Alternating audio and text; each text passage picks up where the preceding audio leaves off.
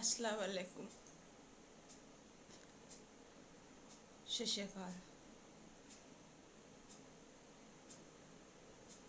कमली, specially ये video हमने आपके लिए बना रहे।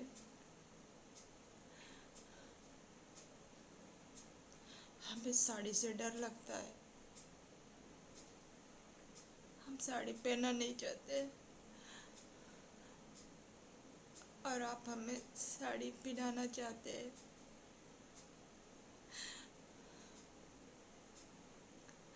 हमें नफरत है साड़ी से। हमें नफरत है सजने से।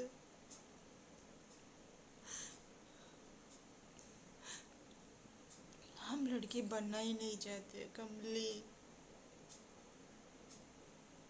हमें तकलीफ होती है लड़की बनने से। आप मेरे जख्मों को फिर से खरोद रहे। और रेशमा बहुत कमजोर थी।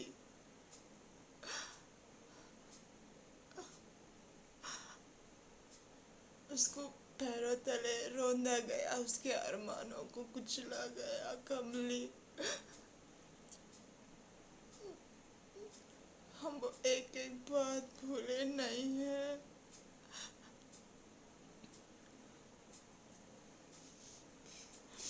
हम नहीं बनना चाहते। हम भूल गए कि हम एक लड़की है। हम किसी की बीवी है। हम एक बच्चे की तरह जिंदगी जीना चाहते थे। हमने बचपन से हमें कोई नहीं समझा, तो हमने खुशी बच्चों में, जानवरों में, पेड़ों में, पौधों में देख लिया। हम उससे खेल के करके खुश हो जाते थे।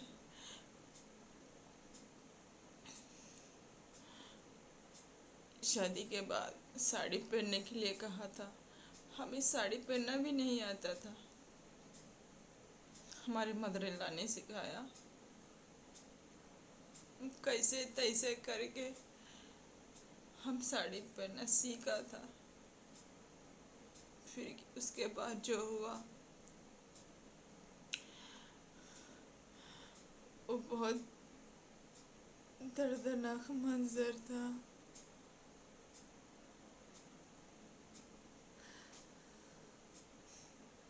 उस साड़ी के बेस पर ही मेरी जिंदगी तबाह हो गई थी। हम साड़ी पहन के सस्ते संवरते हैं बोलकर ही हमारे बहुत लंबे बाल थे कमर तक के नीचे।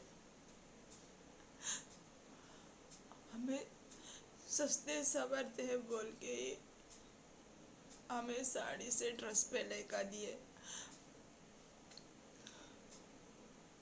फिर कंघी नहीं देते थे, तेल नहीं देते थे, नहाने नहीं देते थे। इस तरह साड़ी पहनने पर फैशन शो करते हैं बोलते थे। जब हमारी शादी हुई तो कोई भी मायके वाले नई साड़ियाँ ही देंगे ना, तो हम रोज को एक साड़ी पहनते हैं बोल के फैशन शो करते हैं बोल के लड़ाई झगड़ा करते थे। मेरे पास सब नहीं है तो पुरानी साड़ी कहाँ से आएगी। और ये सब हत्ती के सामने होता था। और हत्ती कुछ नहीं बोलते थे। उनके अम्मी जैसा बोलते थे वैसा ही सर झुकाते थे। उनके अम्मी को फॉलो करो कहते थे। मेरा वहाँ कोई नहीं था। मेरे को समझने वाला मुझे उस घर में जिंदा मार दिया गया और मेरी आवाज उस चारों कमरे में ही अंदर हो गई। बाहर कोई सुन ना सका मेरी रोने की आवाज। वो सिसकिया वो चार दीवारी कमरे में ही बस गई थी। हर कोई हमको धिक्कारता था, हर कोई हमें ये कुत्ते को छी छी का जैसा करते थे। उस टाइम अतीक अपने ईगो में फुल पीक पर थे। वो कोई मेरी बात सुनते ही नहीं थे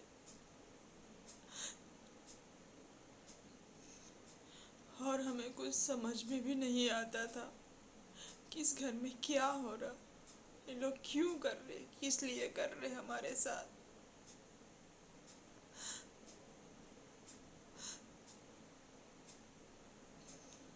उन लोगों को चले तो प्रॉब्लम था, बैठे तो प्रॉब्लम था।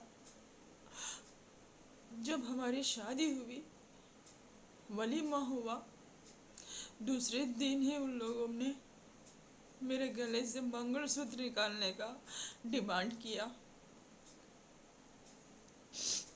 नहीं बोलने पर बहुत बड़ा लड़ाई हो गया, घर में टेंशन हो गया। उस तरीके से हमारे घर में, हमारे ख़ानदान में लच्चे पहनते नहीं है बोल के लच्चा मेरे गले में से निकाल दिया गया, मंगलसूत्र। और उन्होंने जो हमें एंगेजमेंट हीरे की अंगूठी पहनाई थी उसको भी निकाल दिया गया। और जो चूड़ियाँ रहती वो आवाज़ खनखनाहट आती है बोल के उसको निकाल दो बोले।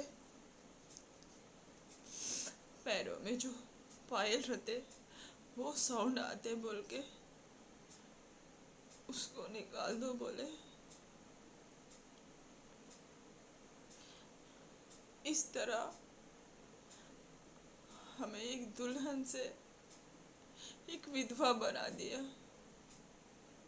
हम उस घर में एक विधवा की जिंदगी जीते रहे आज तक भी। हम जब भी सजते थे, संवरते थे, हमारी रूह धिक्कारती थी हमें। जब हम उनको उल्टा के जवाब नहीं दे सकते थे, हमारे हक के लिए कुछ बोल नहीं सकते थे, क्योंकि मेरा मुंह मुचा दिया जाता था। हमें बोलने की इजाज़त नहीं थी, हमें सर उठाकर देखने की इजाज़त नहीं थी। उन लोग जो बोलते गुलाम के तरह सर झुका के सुनना था, बस सुनना। चाहे वो लोग गाली दो, चाहे हमें बेइज्जती करो, चाहे वो अपनी मनमानी करो, हमें सुनना था। जैसा एक कुत्ते को छी छी बोलते ना, उस तरीके से उस घर में मेरे साथ ट्रीटमेंट हुआ था। और इधर आने के बाद ऐसा करते हैं बोले तो नया नया शादी है, हस्बैंड ऐसे ही रहते। एक 4 साल के बाद सब कुछ ठीक हो जाता, थोड़ा बर्दाश्त करना बोले। हमें लगा तो बर्दाश्त करना ही है तो हम क्यों बोले, बोल के क्या फायदा, मेरे नुकसान ही हो रहा, मुझे इंसाफ कहाँ मिल रहा। ना मेरे माँ बाप के तरफ से और ना मेरे शौहर के तरफ से। फिर हम सब्र करते गए, सब्र करते गए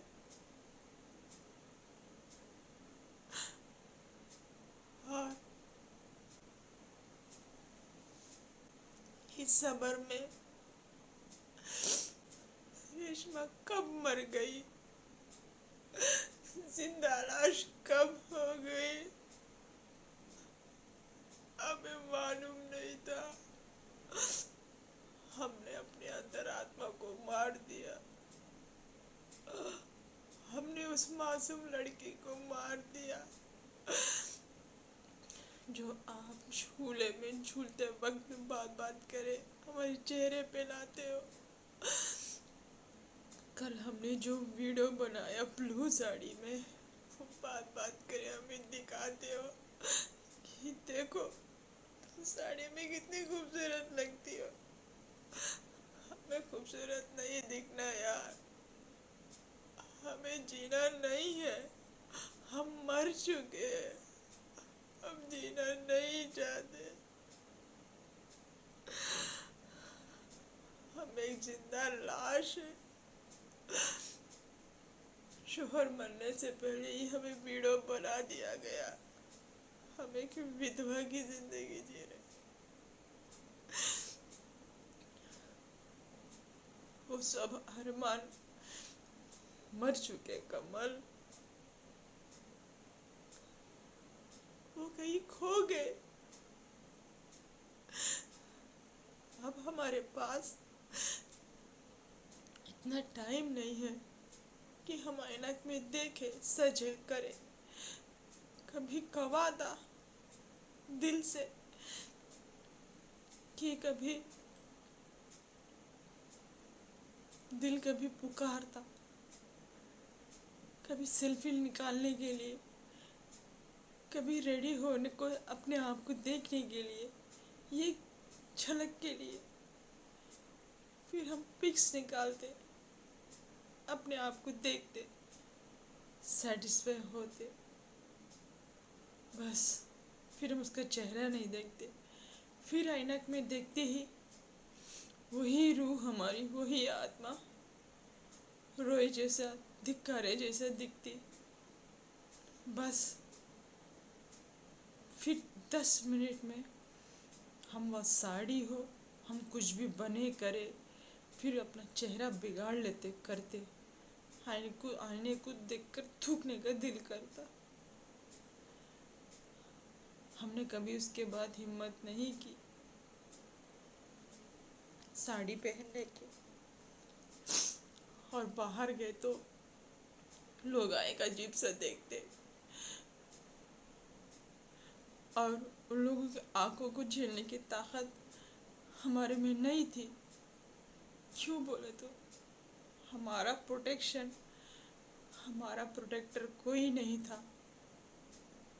शादी करके हस्बैंड सिर्फ नाम के थे, ना मेरा प्रोटेक्शन करते थे, ना वो मेरे साथ रहते थे।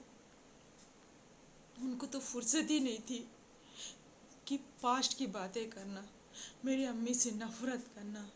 मेरी अम्मी का इम्पैक्ट हमारे संसार में इतना था कि वो मुझसे प्यार करना ही भूल गए, मुझसे 2 पल बात करना ही भूल गए, मेरे को करीब लेना ही भूल गए। हम हर बार बोलते थे कि पास्ट को छोड़ो, पास्ट को छोड़ो। नहीं, मैं एक सोल्जर हूँ, मुझे यही सिखाया गया, मरो या मारो। एक सोल्जर कभी भूलता नहीं, मरेगा या मारेगा। तुम्हारी माँ का तो सर फोड़ दूंगा, मार दूंगा। और उसके ऊपर इनके टॉर्चर्स झेल झेल के, झेल झेल के, झेल झेल के हम इस हालत पे आ गए। अब झेलने की, बर्दाश्त करने की ताकत हमारे में नहीं है। जब भी हम साड़ी पहनते हमें घबराहट होती है, हमारे शरीर में पूरा कंपन होता है।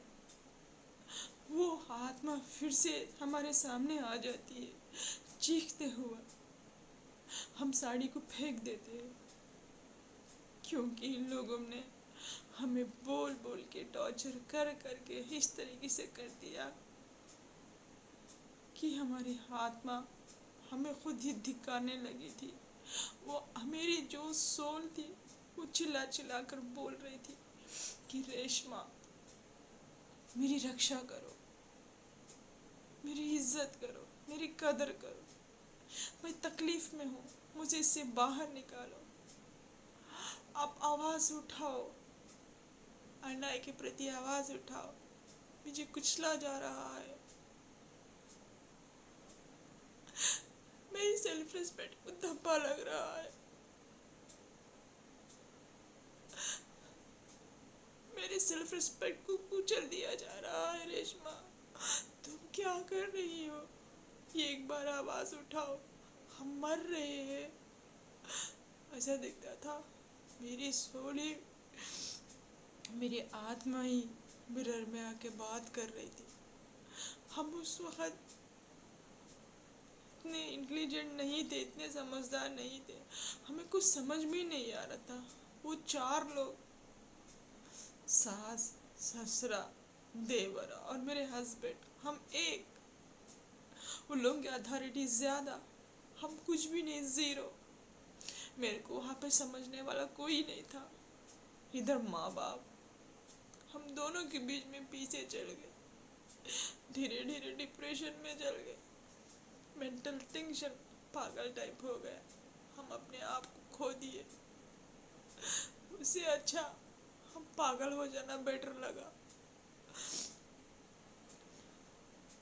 हमें मर जाना अच्छा लगा। इसलिए हमने कई बार घर से भी निकल के चले जाते थे। इन लोगों को झेल नहीं सककर कहाँ जाए, किधर जाए, हमें नहीं मालूम था।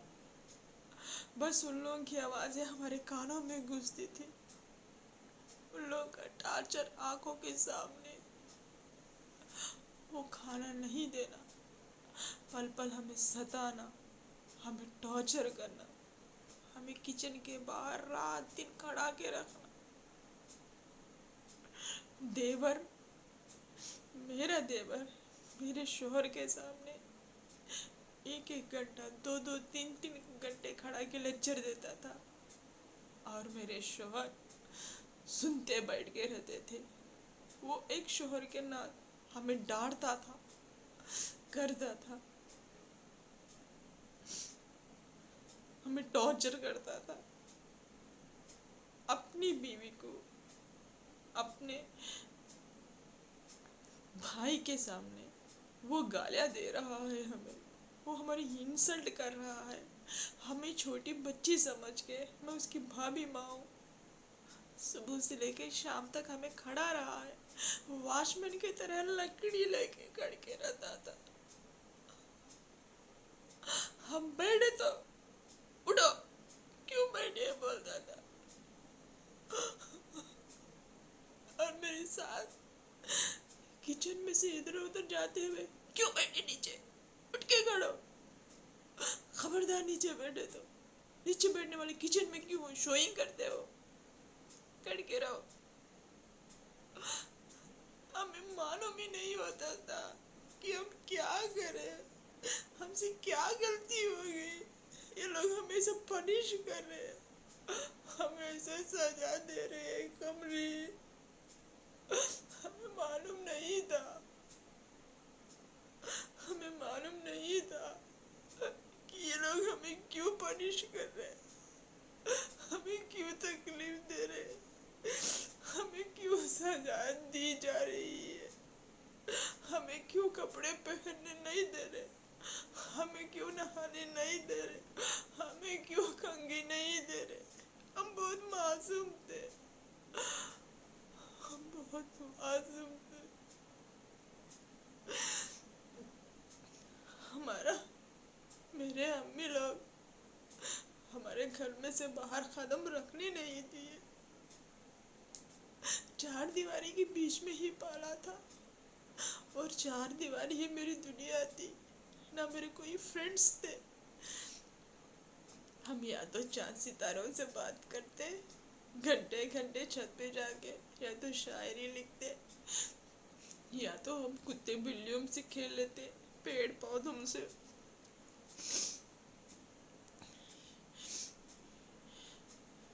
या तो हमें गेम्स पसंद था हम वो खेल लेते, या बच्चों के साथ नाच लेते।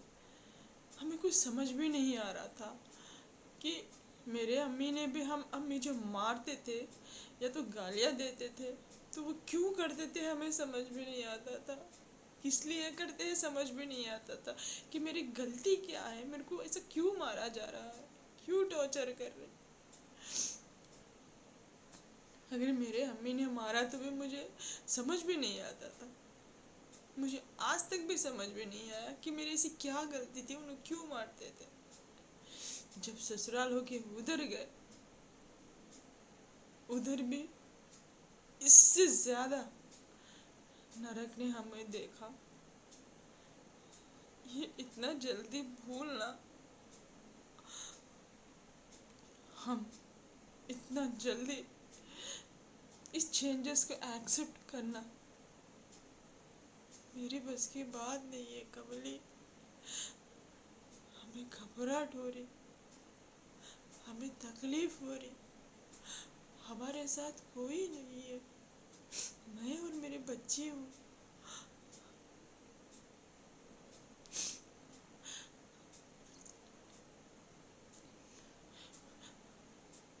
आप हमें चेंज करने पर तुले हुए हैं। आपकी जिद है कि हम साड़ी पहने, हम सजे धजे, हम खूबसूरत दिखे। आप फिर से वो हमारे अंदर वो सेल्फ रेस्पेक्ट, वो सेल्फ लव सिखाना चाहते हैं, लेकिन हमसे नहीं हो रहा, हम नहीं कर पा रहे कमली। हमें घबराहट सी हो रही, हमें टेंशन हो जा रहा। हम क्या करना समझ भी नहीं आगे। हम आपसे वीडियो में बात कर रहे क्योंकि आप मैसेजेस करें तो भी रिप्लाई नहीं देते, हम फ़ोन करें तो भी आप फ़ोन हमारा अटेम्प्ट नहीं करते। आपने ठान के रखी है आप मुझसे कोई कांटेक्ट नहीं रखेंगे, ना बात करेंगे, ना मैसेज करेंगे, और आप सिर्फ एक टेलीपैथिक कनेक्शन से हमारे साथ जुड़े हुए हैं। जब जब आप हमें साड़ियाँ दिखाते हैं, जब जब आप हमें सजना संवरना बताते हैं, हमें सेल्फ लव करो कहते हैं, तो वो रूह हमारी, वो आत्मा उस टाइम जब उन लोग सताए थे वो हमें दिखना शुरू हो जाती है। वो सब दर्दनाक मंजर हमारे सामने आता है, जो वो हम सब कहीं दफना दिए थे, वो सब खुल जा रहे। वो जो डोर को हमने बंद किया था, जो वो रेशमा मर गई थी, उसकी रूह को हम बाहर निकाल रहे। वो रूह तड़पती है कमल, वो रूह तड़पती है। आज उसने इतने सालों के बाद अपने वो दरवाजा खटखटाया और वो आना नहीं चाहती है। मेरी रूह सहमी हुई है, डरी हुई है कमल। हमें वो हिम्मत नहीं है कि फिर से हम वो सपने देखें, वो बचपन को, वो मासूमियत को, फिर से हम लेके आए, उसके दिल को मरहम लगाए।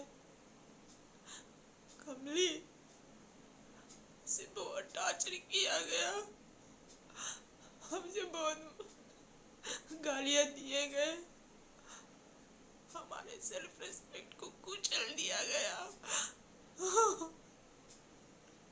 लिटरली कुचल दिया गया। हमारी आवाज बाहर नहीं आने दिए कमली, नहीं आने दिया। हम तड़पते रहते थे, हम तड़पते रहते थे, हम छटपटाते रहते थे, खुदा को याद करते रहते थे। उस वक्त कोई हमें बचा ले, हम पागल हो जा रहे, कोई इस नरक से, इस दर्दनाक नरक से हमें निकाले।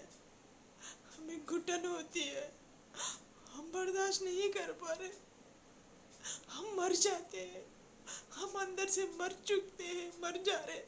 हमें पता चल रहा कि हम मर जा रहे, मेरी रूह मर जा रही, मेरी रूह तड़प तड़प के चिल्ला रही थी, रेशमा आवाज दे, आवाज दे, अपने में हिम्मत लेके आ, आवाज दे, अपनी सेल्फ रिस्पेक्ट के लिए लड़। मैं कमजोर नहीं हूँ, तू कमजोर पड़ रही है। जब तूने कुंडली नहीं किया तो आवाज दे। हमारे में उतनी हिम्मत नहीं थी, हम बच्चे थे और वो लोग 4 थे।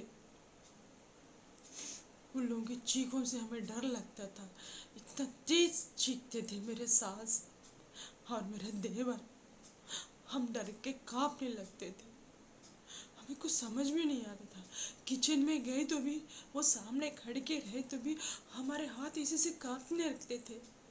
हम या तो अपना हाथ काट लेते थे, या तो सब्जी बनाते वक्त या नमक नहीं डालते थे, या तो मिर्ची नहीं डालते थे, अगर डाले तो कम डालते थे। कितना क्वांटिटी, क्या क्वांटिटी डालना है भी हमें दिमाग में अंदाजा नहीं था। हम भूल जा रहे थे कमली, हम भूल जा रहे थे, हमें वो सब याद आ रहा, आप हमें वो सब याद दिला रहे। हम उसको दफना दिए, हम उस रेशमा को मार दिए कमली, आप उस सोल को जगा रहे, आप उस सोल को जगा रहे। हम, मेरे न्याय करने वाला कोई नहीं है बोल के हमने उसके दिल के दरवाजों में कहीं बंद कर दिया। आप उसको टच कर रहे कमली, आप उसको टच कर रहे, घाव बहुत गहरे हैं, जख्म अभी भी हरा हुआ है। हम किसी को अपने जख्म दिखाते नहीं है, अपने अंदर उस जख्म को भर लिया है। जब आप उस दरवाजे को खोलने की कोशिश कर रहे, उसको खोल रहे, तो उसकी चीखें बाहर आ रही कमली। हमारा वो जो दुख है, दर्द है, वो सब बाहर आ जा रहा। वो तड़प, जब हमने तड़पा था कमली, मेरे अम्मी नहीं थे, अब्बा नहीं थे, कोई नहीं था, मेरा शोहर सामने रहकर हमें रत्ती भर का प्यार नहीं दिया, हमें सपोर्ट नहीं करे, तब भी उन्होंने हमें धिक्कारा कमली। मुझे उन्होंने अपने करीब नहीं लिया था, मेरे पास भी सोते नहीं थे, हम उस रूम में अकेले सोते थे।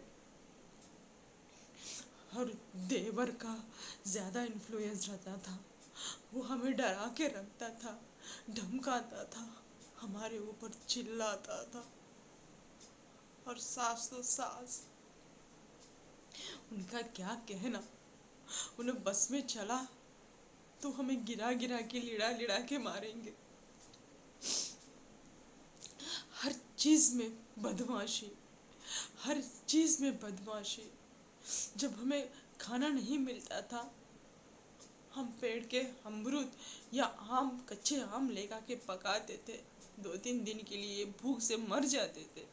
जब हम बाहर रहते थे तो बहुत भूख है बोल के चोरी छुपे से, मुझे घर में फिरने का परमिशन भी नहीं था, क्योंकि देवर बीच हॉल में बैठ के रहता था, ताकि मैं आए तो चिल्लाए करे, तो वही सोता था करता था। अगर मेरे पायल की भी साउंड आ गई तो वो लड़की क्यों आई उस घर, इस लड़की घर के लिए दलिंदर आ गई है, इसको बाहर भेजो नहीं तो मैं घर से निकल के चले जाता। तो उनकी अम्मी बोलते थे, नहीं बेटा तू मेरा बेटा है, मैं तेरे बगैर कैसे रह सकती, मैं तेरे बगैर जी नहीं सकती, इसी को निकाल को फेंक दो, ये मरी जियो हमें कुछ फर्क नहीं पड़ता, इसके मुंह को लेके जाओ बोले तो अतीक नहीं लेके जा रहा, इधर ही पटक के जा रहा दलिंदर आगी को, ऐसा बोलते थे। तुमको अंदर जाओ बोले ना, तुमको बाहर को ना बोला बोल के बोलते थे, या तो बाहर चले जाओ, इस घर में भी रहने बलनी, उस दिखने बलनी बोल के बोलते थे। अगर हमें घर में भी रूम में भी बैठ के थे तो कर्टन थोड़ा सा भी हटा तो वो कर्टन के अंदर से हमें दिख रही है, वो क्यों ऐसे बैठी है, क्यों दिखा रही है बोल के चिल्लाता था मेरा देवर। फिर तुमको रूम दिया गया डोर बंद के रखने के लिए, कौन खोलो बोले तुमको बोल के मेरे को एक जेल खाना कर दिया। हम एक रूम में 2 साल तक बंधे हुए थे, हमें बाहर से निकलने परमिशन नहीं था। जब इनके अब्बा गुजर गए, पूरी खानदान थी, वह किसी ने भी एक आवाज नहीं उठाई, उस बच्ची के साथ अत्याचार क्यों कर रहे हैं। वो सब लोग घर पे फिरते थे, मुझे बंदी बनाए जैसा, एक जेल में रहे जैसा, एक रूम में बंद करके रखते थे। वो सब खा लेने के बाद अगर कुछ बचा तो ला के प्लेट रूम में ऐसा फेंक देते, खाओ खाना बोलकर।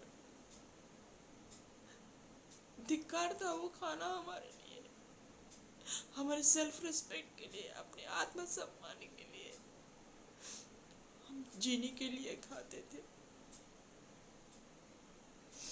इसलिए हम मरने के लिए कई बार शमशान घाट भी चले गए। शमशान घाट में रहते थे सुबह से लेकर शाम तक। हम सोचते थे कोई आत्मा आए हमें मार दे, इस तरीके से।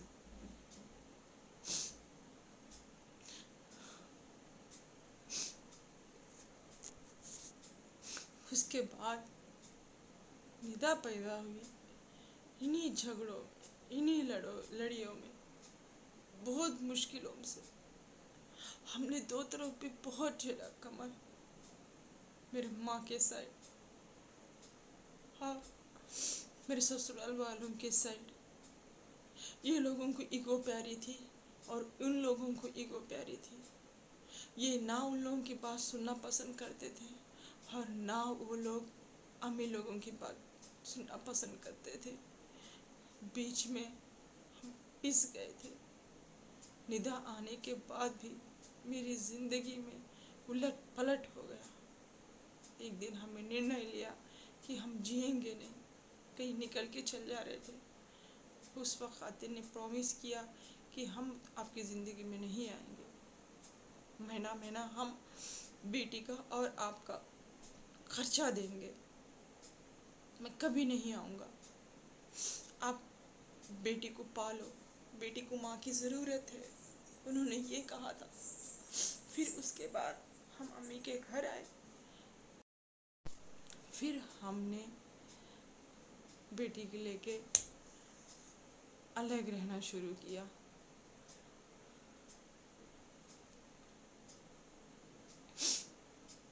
उसके बाद हमने भूल ही गए कि हम कौन हैं। बस हम अपनी एक बेटी के माँ बनकर रह गए, उसका एक दोस्त बनकर रह गए। बीवी का तो छोड़ो, बीवी क्या चीज़ है भी हमें नहीं मालूम। मियाँ बीवी का रिश्ता क्या होता भी नहीं मालूम। ये पति अपनी पत्नी को कैसे प्यार करता है भी नहीं मालूम। बस मालूम है तो इतना है, निधा और मैं, मेरी बेटी, बस उसको अपनी आरज़ू बना ली, अपनी तमन्ना बना ली, उसको हम रक्षक बने। मैं जो जिंदगी जी मेरी बेटी नहीं जीना बोल के, हम अपनी बेटी को भी प्यार रहने पर भी हम उसको दिखा नहीं सकते। हम उसको हमेशा गालियाँ देते, उसको तकलीफ देते, क्योंकि समझ जाने के बाद मेरी जैसी अगर कोई सास मिल गई तो मेरी बेटी का हालत क्या कर देंगे बोल के। हाँ, हम नेगेटिविटी सोच रहे, पॉजिटिव सोने सोच नहीं रहे, क्योंकि मेरे साथ नेगेटिविटी ही हुआ है। हम पॉजिटिव कैसे बने? अगर मेरी बेटी को सच में ऐसा कुछ हो गया, ना हुआ तो अच्छी बात है, अगर हुआ तो वो बर्दाश्त कर पाएगी। इसलिए हम उसको स्ट्रिक्ट होने पालते हैं, ताकि हम अभी से उसको ट्रेनिंग दे रहे, वहाँ जाने के बाद कैसे चेहरे रहते, कैसे लोग रहते नहीं मालूम, लेकिन वो हर सर्कमस्टेंस में, वो हर वातावरण में उसको मैच्योरिटी आनी चाहिए। लोगों से कैसे बात करना है, किस तरीके से बात करना है, वो हट ना होकर वो अपने पक्ष लेना चाहिए, अपना बचाव करना चाहिए। इसलिए हम निदा के साथ स्ट्रिक्ट हो रहे रहते। मेरी बच्ची बोले तो प्यार नहीं है बोल के नहीं, मेरी जिंदगी ही वो है।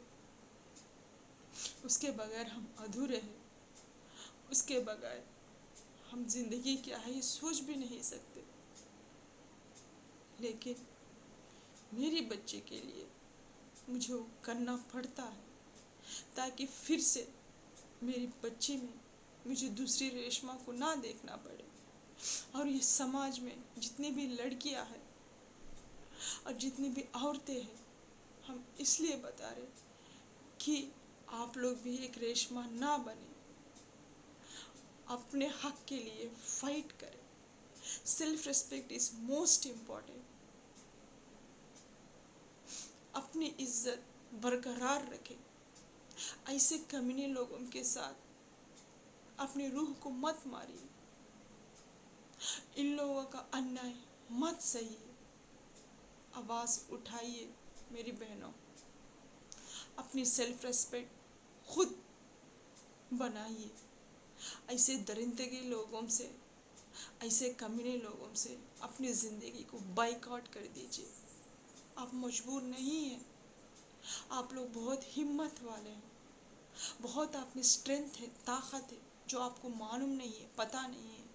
बाहर निकलोगे तभी तो पता चलेगा। हम ऐसी सिचुएशंस में आके आज एक मकाम पे पहुँचे हैं। मेरी ज़िंदगी पता नहीं खुदा क्यों मैं ऐसे बनाया, हम क्यों स्पिरिचुअलिटी में आए, और आने के बाद हम लोग इतने लेसन्स क्यों दे रहे, ये खुदा ताला को ही पता है। यह हमारा पाथ था, या तो हमें इस दुनिया में ऐसे लोगों के बीवी बन के या बहू बन के, बेटी बन के हमें लेसन सीखना था, ताकि आपके जैसे लोगों को हम एक दिशा दिखाए, आपके जैसे लोगों को एक हिम्मत बने, ताकत बने। आज हम इंडिपेंडेंट हैं, हम अपना गुजारा कर सकते हैं, अब हम किसी से नहीं डरते हैं।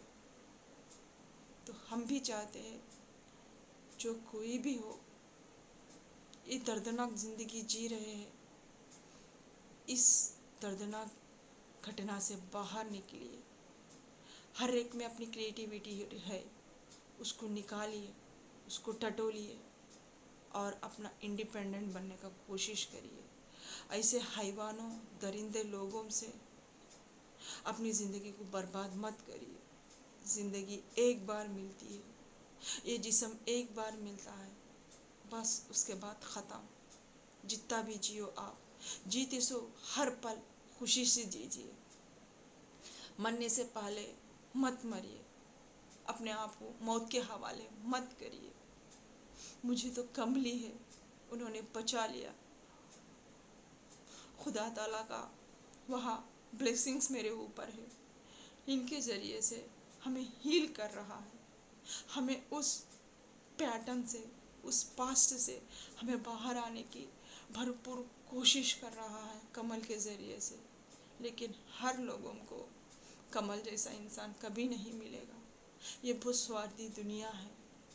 हमने ये सब झेला, ये सब पढ़ा, इसीलिए अल्लाह ताला ने व एंजल्स हमेशा मेरे साथ है, क्योंकि हम दोनों एक हायर सोलमेट से स्पिरिचुअलिटी के शायद हमारे यही लेसन्स थे समाज में सीखना करना। मेरे जैसा मैंने जो झेला है, आप लोग ने कई लोग समाज में झेले होंगे, आप लोगों को एक लेसन्स दे। आज हमारी कहानी आप लोगों को बताए। जिस लोग भी इस भवन में पले बड़े हुए हैं, खुदा ताला यही आप लोगों को इंडिकेशन देता है कि हिम्मत करो और इससे बाहर निकलो। मेरा हाथ थामने के लिए तो मेरे सोलमेट है, वो खुदा है, उसके ब्लेसिंग्स है। स्पिरिचुअलिटी में आने के बाद, उसको मानने के बाद हमें भले ही इस दर्द खौफ से निकल जाएंगे, लेकिन हर लोगों का पाथ ऐसा नहीं रहता। हमारा पाथ सिर्फ आप लोगों को लेसन्स देना है, आगे गाइडेंस बताना है। जो लोग आपने तकलीफ़ा लिए झेल रहे हैं, वो आप लोग किसी को बता नहीं पा रहे, किसी को दिखा नहीं पा रहे, आपका दर्द किसी को दिख नहीं रहा, चाहे आपके माँ बाप को हो, चाहे आपके शोहर को हो, चाहे आपके ससुराल वाले को हो। इसी तरीके से हमारे टास्क रहते हैं, इसी तरीके से हम दर्दनाक ये मंजर भुगतते हैं सिर्फ आप लोगों के लिए, आपको एक मिसाल बनने के लिए। आप लोगों को, आप लोग कहाँ गलत हो, कहाँ सही हो, आपको कहाँ बैलेंस करना है, आपके कहाँ सेल्फ रेस्पेक्ट करनी है, कहाँ से इस दर्दनाक ऐसे मंजर है तो कहाँ बाहर निकलना है, इस गटर से दिखाने के लिए ही खुदा ताला हम लोगों के ऊपर वो अप्लाई करता, ताकि आगे जाके ये स्पिरिचुअल लेसन्स हम लोग आपको दे। यही थी मेरी स्टोरी, यही तक का था। हमने ये भी जो बोला आप लोगों को, उसमें इतना भी नहीं था जितना हमने झेला, कुछ भी नहीं है। अगर कोई मेरी दास्तां सुन लेना, कोई लड़की या लड़का यही बोलेगा इससे अच्छा लड़की का ज़िंदगी ही नहीं चाहिए, लड़की ही ना पैदा हुए तो अच्छा है। ऐसे लोग भी है क्या? इतने नीचे गिरे लोग भी है क्या? सताने वाले, करने वाले। आपको अचरज होगा, आज भी ऐसे लोग इस समाज में है।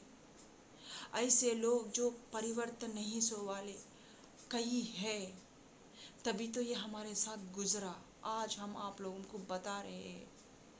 ऐसे खौफनाक, दर्दनाक अभी भी टॉक्सिक एनर्जीज रिश्ते है, ऐसे भी शोहर है, ऐसे भी ससुराल वाले हैं, ऐसे भी देवर है।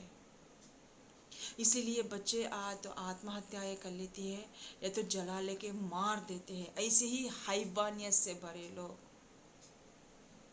इसी लोगों के वजह से यहाँ तो आप लोगों को शादी में पैसा कम दिया बोल के टॉर्चर करना, ये वो करके जला के मार देते हैं। इसी साइको टाइप के लोग अपने ईगो में, अपने अहंकार में, अपना घर का सत्ता चाटना बोल के, अपने घर की अथॉरिटी हाथ में लेना बोल के, इस तरीके के भावों के साथ भी करते हैं।